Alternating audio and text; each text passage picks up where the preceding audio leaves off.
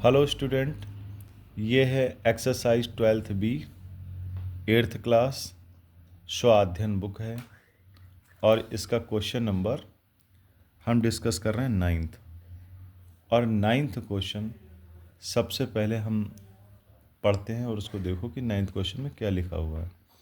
तो 9th question में लिखा हुआ है, 9th क्वेश्चन ये कहता है कि 2 varieties of coffee costing 250 rupees per kg and 70 rupees per kg mixed in the ratio 5:2 for certain blend. If the mixture was sold at 230 rupees per kg, find the gain or loss percent. ऐसा हुआ, एक दुकानदार जो था, ठीक है ना, उसने क्या किया, 2 तरह की कॉफ़ी ख़रीदी और उनको आपस में क्या कर दिया, मिक्स कर दिया। ठीक है ना, उनको आपस में मिक्स कर दिया। मिक्स करने के बाद में फिर उसको 230 रुपीज़ पर केजी के हिसाब से बेच दिया।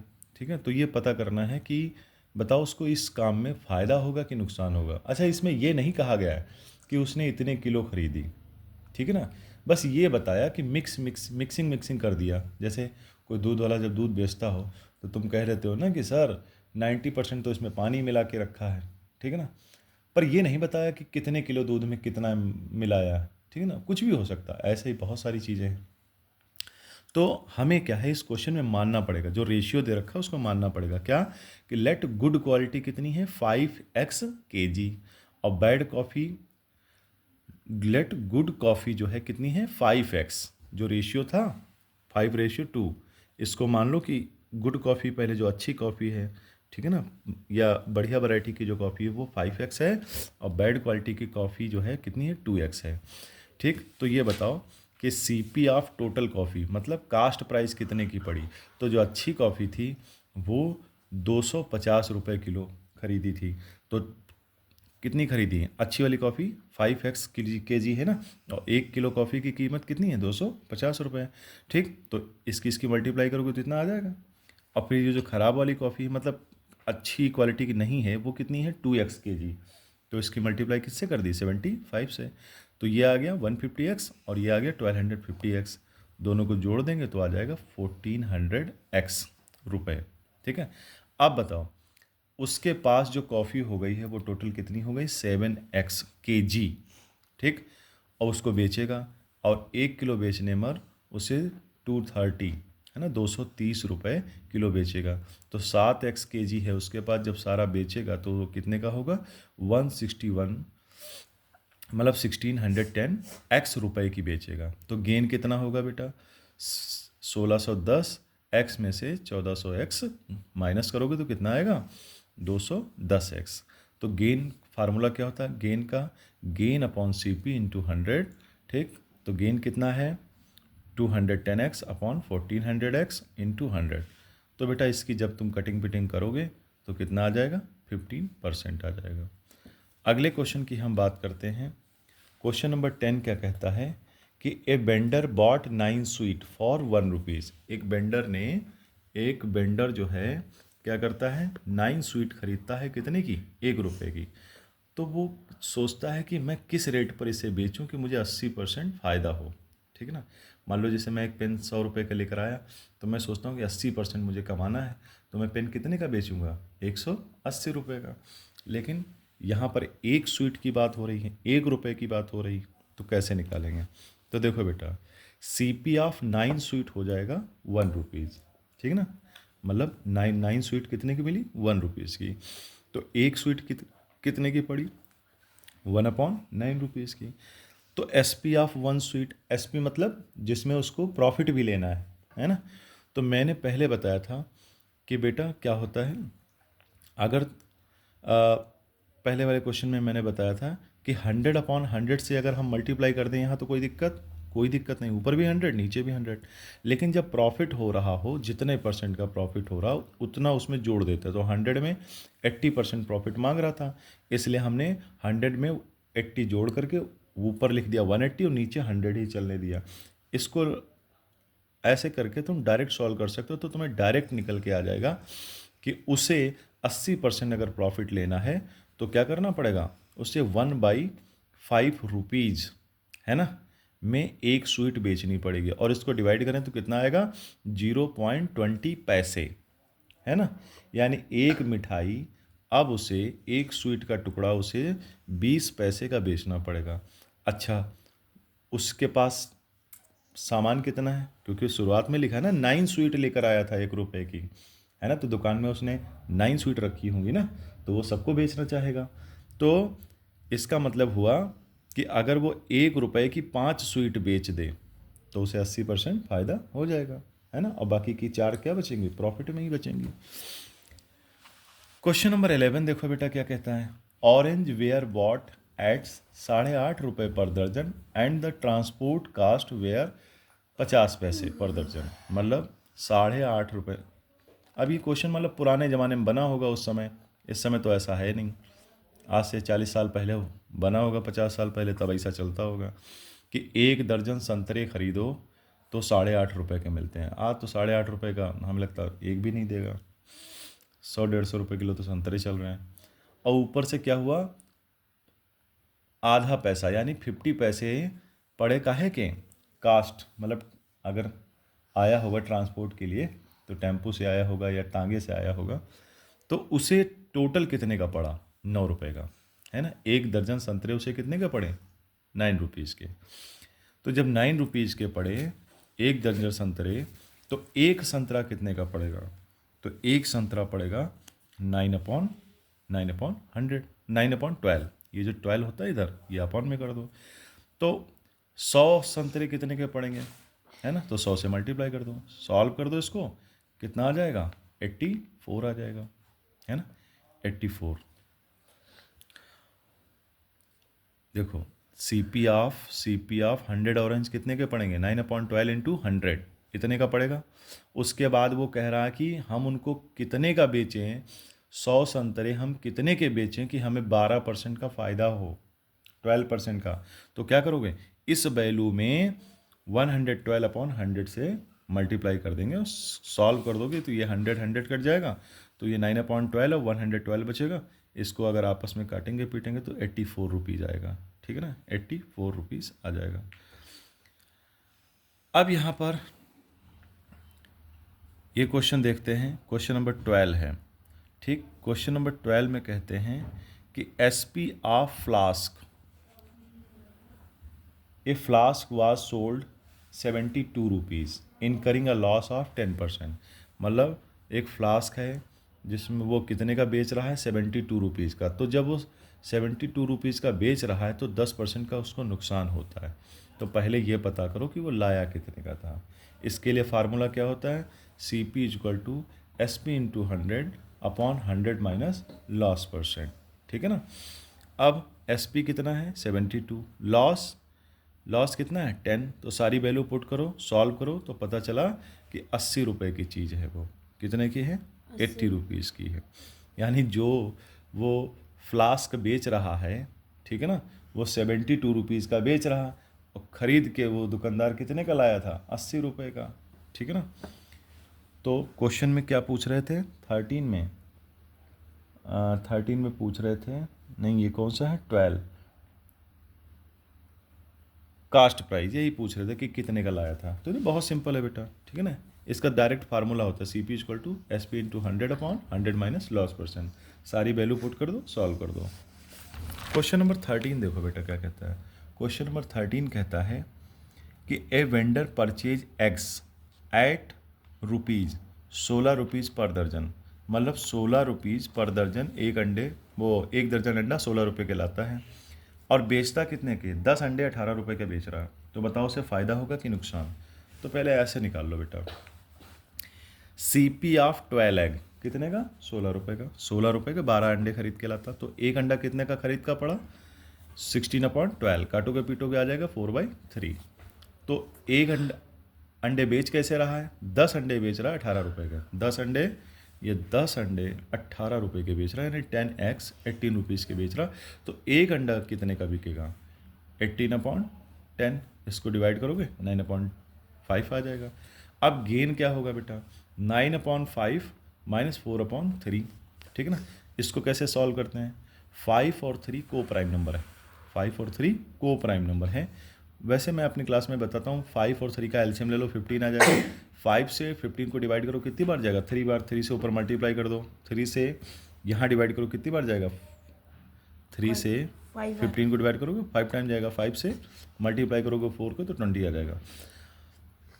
वो लंबा प्रोसेस है। जब ये दोनों को प्राइम हो तो डायरेक्ट क्रॉस मल्टीप्लाई कर देते हैं, 3 की 9 से, 5 की 4 से, और नीचे क्या हो जाएगा? 5 और 3 की मल्टीप्लाई कर दोगे। इस केस में ऐसा चलेगा, सब में नहीं चलेगा, ठीक है।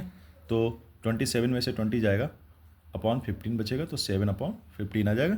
अब गेन परसेंट का फार्मूला देखो, होता है gain upon CP into 100। Gain कितना है? 7/15, और CP कितना है? 4/3। एक एक निकालो अंडे का। एक अंडा खरीद में कितने का पड़ा, एक अंडा बेच कितने का रहे हो, एक अंडे को बेचने और ख़रीदने पर हमें क्या गेन हो रहा है, ये लिखा जाएगा यहाँ पर। अच्छा, इसमें एक चीज़ देखो बेटा, ये जो ऊपर वाली वैल्यू है ना, ऊपर वाली वैल्यू, ये तो ऐसे उतर आएगी 7/15, लेकिन जो नीचे वाली वैल्यू है 4/3, ये पलट जाती है, तो 3 ऊपर चला जाएगा, 4 ये, और ये इंटू 100। काटो पीटो सॉल्व करो, आंसर आ जाएगा 35%। अब हम क्वेश्चन नंबर 14 की बात करते हैं। क्वेश्चन नंबर 14 क्या कहता है बेटा? क्वेश्चन नंबर 14 कहता है कि 4 नींबू जो हैं खरीद में कितने के पड़े? 3 रुपए के। तो एक नींबू खरीद में कितने का पड़ेगा? 3/4। ये बिल्कुल 13 क्वेश्चन की तरह ही है। तो SP ऑफ 5 लेमन, मतलब जो बेच रहा है तो 5 नींबू 4 रुपए के बेच रहा है, तो एक नींबू कितने का बेच रहा है? 4/5 रुपीज़ का। तो गेन कैसे निकालोगे? SP माइनस CP होता है, ठीक है ना। गेन का फार्मूला क्या होता है? ये जो गेन होता है वो होता है SP माइनस CP, ठीक। तो गेन है 4/5 और ये माइनस 3/4, ठीक। इधर इसकी मल्टीप्लाई कर दो, इधर इसकी मल्टीप्लाई कर दो, नीचे दोनों की मल्टीप्लाई कर दो, तो आ जाएगा 16 माइनस 15 अपॉन 20, 1/20। तो गेन परसेंट क्या आ जाएगा? Gain in upon CP into 100। तो गेन कितना है? 1/20 और CP है 3/4। फिर वही बात कि ऊपर वाला जो 1/20 है ये पलटेगा नहीं, इसको वैसे ही उतार लो जैसा लिखा हुआ है, और नीचे वाली वैल्यू पलट जाएगी, ये हो जाएगी, ऊपर जाएगी तो 4 आएगी, और नीचे 3 और इंटू 100। कटिंग कर दो इसकी, 21 जा और 25 जा, तो अब बचा 4 और 5 बचा ऊपर, तो 4 5 जा 20/3। इसको मिक्स फ्रैक्शन में लिख दोगे तो आ जाएगा 16 होल 2/3%। अब हम क्वेश्चन नंबर 15 की बात करते हैं। क्वेश्चन नंबर 15 में भी ऐसा ही है। क्या हुआ? 3 अंडे 5 रुपए के मिलते हैं, तो एक अंडे कितने का मिलेगा? 5/3। तो और 5 अंडे 12 रुपए के बेच रहा वो, तो एक अंडा कितने का बेचेगा? 12/5। तो गेन क्या होगा?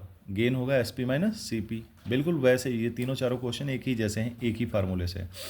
तो वैसे 12/5 माइनस 5/3 सॉल्व करो, इसको आ जाएगा कितना? 11/15। लेकिन ये क्वेश्चन थोड़ा सा अलग है, थोड़ा सा अलग। कैसे? इस क्वेश्चन में पढ़ करके देखते हैं। कहता है कि एक आदमी, a man purchase some egg at 3 for ₹5 and sold them at 5 for 12, thus he gained 143 in all. How many egg did he purchase? एक आदमी ऐसा करता था, उसने इससे जो है 143 रुपए कमाए प्रॉफिट के। तो हमने जब प्रॉफिट निकाला, हमारे हिसाब से गेन कितना बैठ रहा? 11/15, और वो कह रहे हैं कि 143 कमाए हैं। इसका मतलब हमारी वैल्यू ये वाली और ये वाली वैल्यू आपस में क्या होगी? सेम होगी। तो हम लिखेंगे, क्या लिखेंगे? कि जब हमारा डिफरेंस 11/15 आता है तो इसको फ़ायदा 143 का होता है, ठीक है ना। और अगर हम डिफरेंस की बात करें, अगर मेरा डिफरेंस 1 आए, ठीक, तो क्या होगा? तो ये 11/15 143 के नीचे लिख जाएगा, और ये वैल्यू जब ऊपर जाएगी तो पलट जाएगी। 143 तो ऐसे ही रहेगा, ये 15 ऊपर हो जाएगा, 11 नीचे आ जाएगा। अब मैंने अपने बच्चों को सिखा रखा है, ठीक है, 20 × 20 टेबल, तो वो डायरेक्ट कर सकते हैं कि 11 1 जा 11 और 11 13 जा कितना होता है? 143, और 13 15 जा कितना होता है? 195, ठीक है। तो इसका मतलब जब हमारा डिफरेंस 1 रुपये आएगा तो इसका मतलब ये अंडे कितने आएंगे? ये अंडे दिए होंगे, ये रुपए नहीं, ये एक्स होंगे, है ना, ये एक्स होंगे, क्योंकि उसमें क्या पूछा गया है 15 में कि हाँ ये एक्स हैं, 195 एग, ठीक है ना। बात समझ में आ रही? 16 क्वेश्चन क्या कहता है बेटा? 16 क्वेश्चन, एक दर्जन ऑरेंज जो है 72 रुपीज़ के मिलते हैं, बेच रहा है, उससे उसको घाटा हो रहा है, कितने का, 10% का। तो पहले निकालो उस लाया कितने का है। तो 100/100 minus loss percent into SP, सारी वैल्यू पुट करोगे, सॉल्व करोगे तो पता चलेगा 80 रुपये का 1 दर्जन ऑरेंज तो उसे खरीद में पड़ता है, और बेच कितने का रहा था, 72 रुपीज़ का, है ना। तो यहाँ से ये पता चला कि CP ऑफ 12 ऑरेंज कितना है, 80 रुपीज़। तो CP ऑफ 1 ऑरेंज कितना है, 80/12, ठीक है।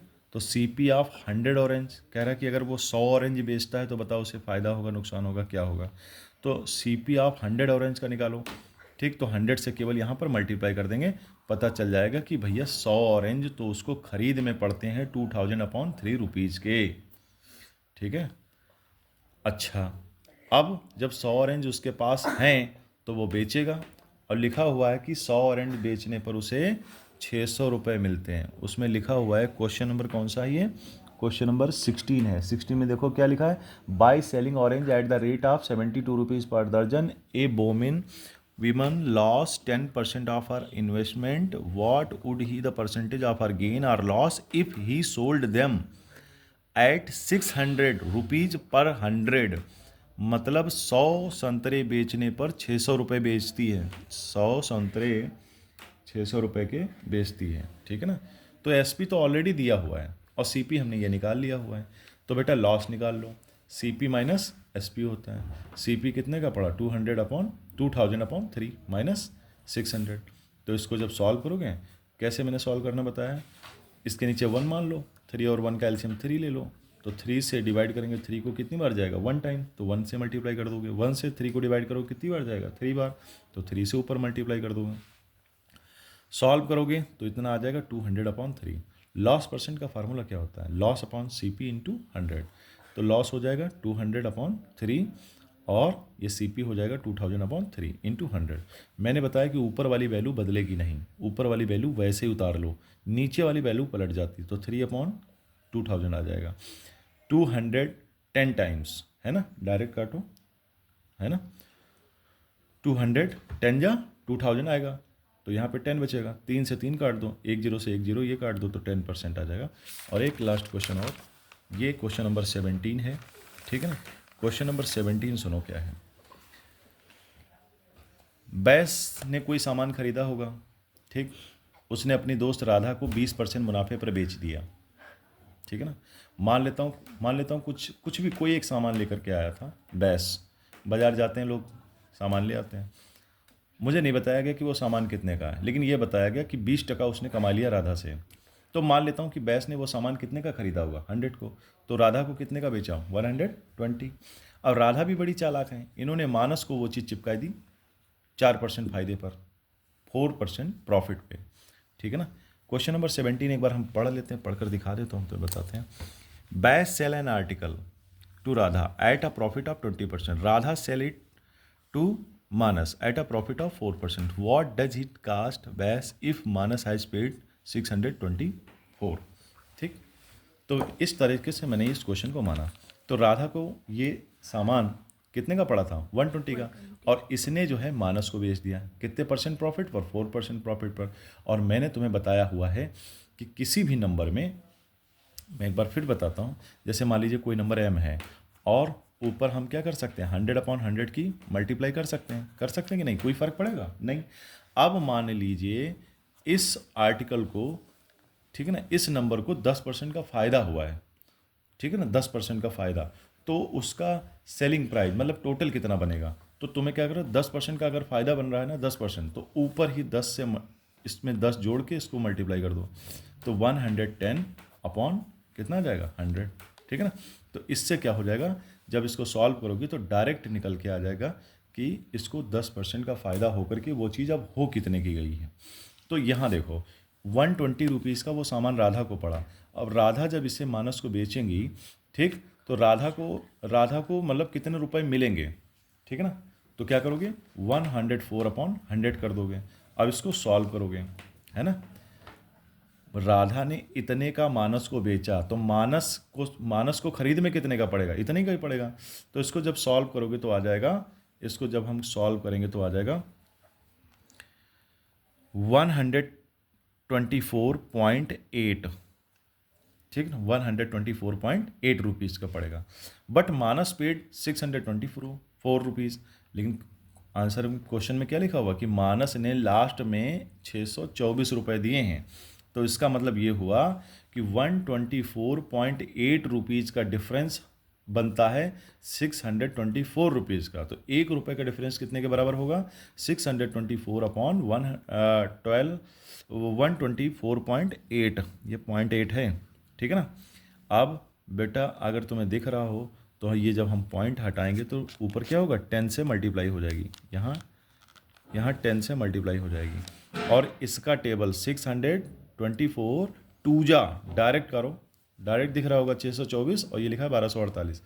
तो 624 अपॉन इसको 2 बार कट कर दो, 1 जा 2 जा, 2 से कट करोगे 5 टाइम, तो 5 इंटू 100 कितना आ जाएगा? 500 रुपीज़। तो ये रहे क्वेश्चन।